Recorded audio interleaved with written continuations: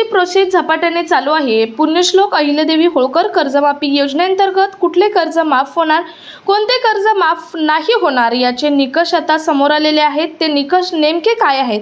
प्रत्येक शेतकऱ्यांसाठी अतिशय महत्त्वाचा हा व्हिडिओ आहे, कारण प्रत्येक शेतकऱ्याला कर्जमाफीचे निकष माहीत असणे गरजेचे आहे। कोणत्या शेतकऱ्यांचं कर्ज माफ होणार, किती सालापासून किती सालापर्यंत तुमचं कर्ज जर थकीत असेल तरच तुमचं कर्ज माफ होणार आहे।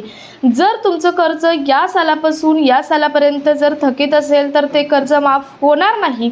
असे बरेच निकष हे लावण्यात आलेले आहेत आणि तेच निकष कोणते असणार आहेत तेच आपण आजच्या व्हिडिओमधून डिटेलमध्ये पाहणार आहोत। तत्पूर्वी चॅनलवर नवीन असाल तर चॅनलला सबस्क्राइब करून शेजारील बेल आयकॉन प्रेस करून ठेवा, म्हणजे असेच महत्त्वपूर्ण अपडेट तुमच्यापर्यंत रेग्युलर पोहोचत राहतील।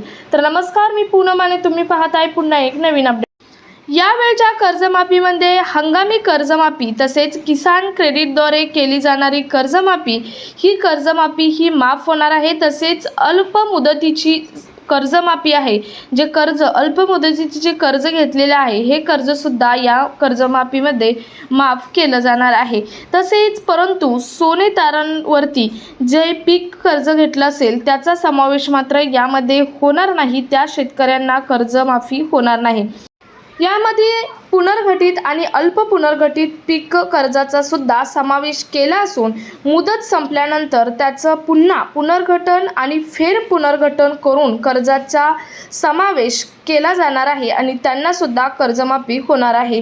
बऱ्याच शेतकऱ्यांचे प्रश्न आहेत की कालावधी संदर्भात प्रश्न आहेत। कोणत्या कालावधीपासून कोणत्या कालावधीपर्यंत जर पीक कर्ज थकीत असेल तर ते कर्ज माफ होणार आहे। याबद्दलची अतिशय महत्त्वाची अपडेट म्हणजे यामध्ये बघा 1 एप्रिल 2019 ते 31 मार्च 2025 या कालावधीत शेतकऱ्यांनी झालेलं जे पीक वितरण आहे, जे पीक कर्जाचं वितरण आहे ते वितरण यामध्ये सुद्धा काही शेतकरी जर पीक कर्जाच्या वितरणापासून थकीत असतील तर त्यांचा सुद्धा यामध्ये समावेश होतो। तसेच 30 सप्टेंबर 2025 पर्यंत थकलेले कर्ज जे की 31 मार्च 2026 पर्यंत ज्या शेतकऱ्यांनी भरलेले नाही, या कर्जाची थकबाकी मुदल व्याज सहित 2 लाखापर्यंत जर असेल तर ते सुद्धा कर्ज ही या कर्जमाफीमध्ये माफ होणार आहे।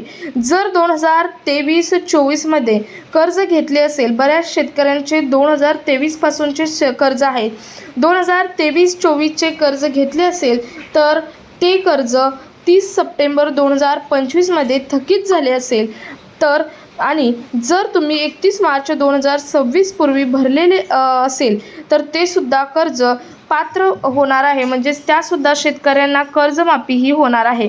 तसेच 1 एप्रिल 2019 ते 31 मार्च 2025 या कालावधीत वितरित झालेले पीक कर्ज परंतु बँकाकडून अल्प मुदतीत कर्जाचे मध्यम मुदल किंवा कर्जात रूपांतर झाले असेल तर ते पुनर्गठित किंवा फेर पुनर्गठित करून पुन्हा ते मध्यमवर्गीय कर्जात रूपांतर केले जाणार आहे आणि त्यांचं सुद्धा कर्ज हे माफ केलं जाणार आहे। तसंच अशी कर्ज की 30 सप्टेंबर 2025 पर्यंत थकीत आणि 31 मार्च 2026 पर्यंत भरलेले हे कर्ज सुद्धा या कर्जमाफीमध्ये माफ केले जाणार आहे। यामध्ये एखादा शेतकरी 2014 मध्ये पात्र झाला असेल तर त्याचं जवळजवळ 50,000पर्यंत कर्ज सुद्धा माफ केलं जाणार आहे।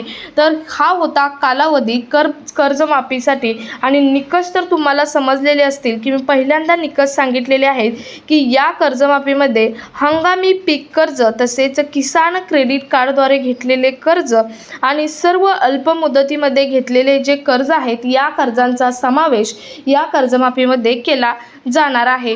सोनं तारणवरती पिकांसाठी कर्ज जर घेतलं असेल शेतकऱ्यांनी तर त्याचा जो समावेश आहे तो समावेश हा या कर्जमाफीमध्ये थोडासुद्धा केला जाणार नाही।